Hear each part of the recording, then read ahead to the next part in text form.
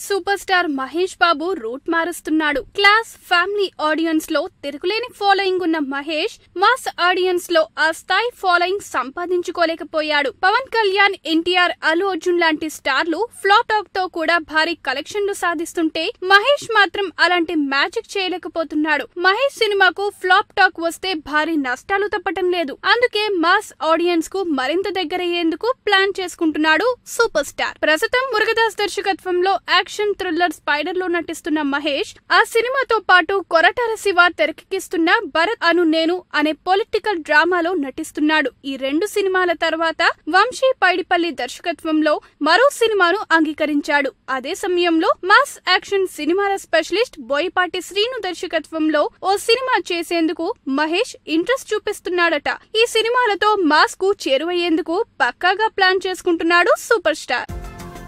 ఈ వీడియో గనుక మీకు నచ్చినట్టయితే లైక్ చేయండి, షేర్ చేయండి, సబ్స్క్రైబ్ చేసుకోండి.